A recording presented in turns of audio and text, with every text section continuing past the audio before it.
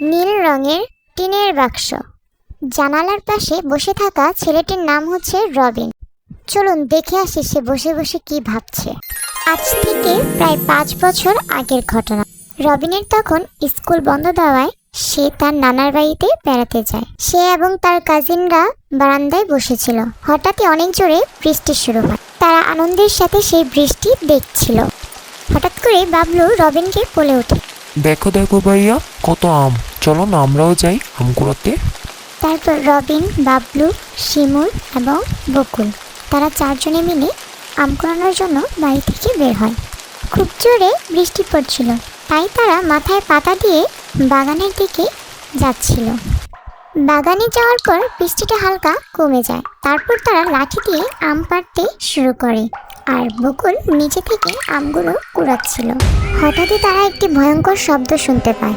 তারা সবাই ভাবে এটা বুঝি ভূতের আওয়াজ, তাই তারা ভয়ে দৌড়াতে থাকে।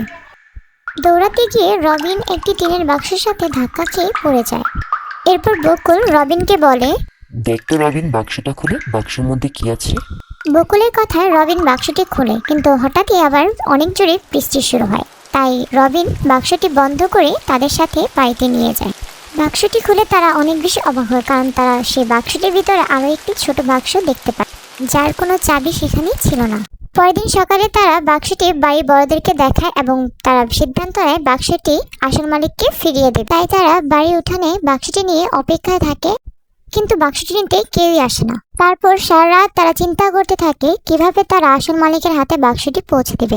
সকালে যখন তারা বসে বসে ভাবছিল, তখন হঠাৎ শিমুল বলে ওঠে, আমরা একটা কাজ করতে পারি। আমরা গাছে, দোকানে, তারপর বাড়িতে বাড়িতে পোস্টার টানিয়ে প্রকৃত মালিককে খুঁজে বের করতে পারি। তারপর তারা সবাই শিমুলের কথায় একমত প্রকাশ করে এবং সেই অনুযায়ী কাজ করে। তারা অপেক্ষায় থাকে কখন আসল মালিক এসে বাক্সটি চাইবে। হঠাৎ একটি যুবক এসে তাদের কাছে বাক্সটি চায়। তখন রবিন বলে, আচ্ছা বলুন তো, বাক্সটি কোন রঙের? কিন্তু লোকটি তাদের কথার কোনো উত্তরই দিতে পারে না, তাই তারা লোকটিকে বাক্সটি দেয়নি। এর পরের দিন একজন বৃদ্ধ আসে এবং তাদের কাছে বাক্সটি চায়। তখন বকুল বলে, আচ্ছা বলুন তো, বাক্সটির মধ্যে কি আছে? কিন্তু সেই বৃদ্ধ তাদের কথার কোনো উত্তর দিতে পারে না, তাই তারা তাকেও বাক্সটি দেয়নি। পোস্টার লাগানোর ঠিক 3 নম্বর দিন একজন মধ্যবয়স্ক লোক আসে এবং সে এসে বাক্সটি চায়। তখন শিমুল বলে, আপনার কাছে ছোট বাক্সটির চাবি আছে? থাকলে আমাদের কাছে দিন। তখন তারা সবাই অনেক অবাক হয়, কারণ লোকটির কাছে সত্যি সত্যি ছোট বাক্সটির চাবি ছিল। তারা সেই চাবিটি নিয়ে দাদুর কাছে যায়। দাদু সেই চাবিটি দেখে বলে, হ্যাঁ হ্যাঁ, এটাই তো বাক্সের আসল চাবি। তারপর দাদু বাক্সটি তাদের হাতে তুলে দিয়ে বলে আসল মালিককে পৌঁছে দিতে। তারপর তারা বাক্সটি নিয়ে লোকটির সামনে রাখে এবং তাকে জিজ্ঞেস করে এটা তার বাক্স কিনা।